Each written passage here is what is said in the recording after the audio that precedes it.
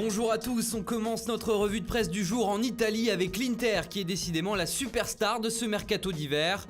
L'Inter se plie en 4, titre la Gazzetta dello Sport, en annonçant qu'Ashley Young débarque à Milan aujourd'hui pour commencer. L'échange Spinazzola-Politano est en cours de négociation avec l'AS Roma. Et puis en avant toute pour Christian Eriksen et Olivier Giroud. Les deux joueurs devraient suivre le mouvement et signer pour les interistes prochainement. Ce qui fait donc 4 recrues, 4 joueurs attendus du côté de San Siro. Les dirigeants nerazzurri ne sont pas là pour faire de la figuration cet hiver. Toujours chez les Italiens, c'est une déclaration de Maurizio Sarri qui fait la une de Tuttosport. J'aurai 3 ballons d'or dans mon équipe, j'aiderai Cristiano à remporter le prochain, puis ce sera au tour de Dybala et De Ligt à lâcher le coach du club de la vieille dame, qui se voit donc rester encore au moins 3 ans de plus à Turin, avec une ambition certaine pour ses joueurs. Le quotidien transalpin parle aussi mercato avec cette information. Rebondissement dans le dossier Tahiti Chong, alors que Manchester United espérait l'inclure dans la transaction avec le Sporting pour récupérer Bruno Fernandes. Ce serait maintenant un duel entre la Juve et l'Inter qui se profile pour le jeune néerlandais des Red Devils. En Angleterre, le pays retient son souffle depuis qu'il a appris la grave blessure d'Harry Kane, l'attaquant vedette des Three Lions et de Tottenham.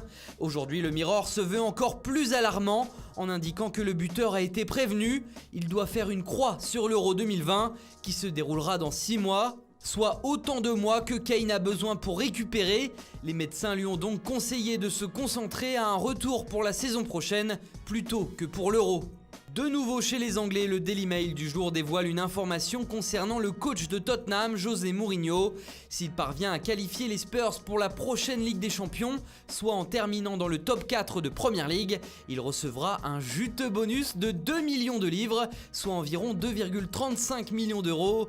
Pour l'instant, le chemin est encore long. Tottenham pointe à la 8e place du classement, à 9 points du 4e, Chelsea. En Espagne, c'est une tête bien connue des supporters madrilènes qui s'affiche en première page de Marca. Iker Casillas, l'ancien gardien de but du Real Madrid de 1999 à 2015. Ce sont d'ailleurs ces mêmes fans des merengues qui le plébiscitent pour être le nouveau président de la fédération espagnole. 93% des votants ont répondu oui à la question « Casillas pourrait-il être un bon président de la fédération ?» Pour l'instant, le principal intéressé ne s'est pas présenté officiellement pour les élections. Et on termine par le journal AS qui sort la stat qui fait mal à Gareth Bale. Le Gallois n'a plus marqué depuis 140 jours sous la tunique madrilène. C'est sa pire période depuis qu'il a signé au Real Madrid, en rajoute même le quotidien espagnol. Demain, contre Séville en championnat, il sera très attendu et surtout pour faire trembler les filets sévillans. Voilà, c'est tout pour aujourd'hui. Bonne journée à tous et à très vite sur Foot Mercato.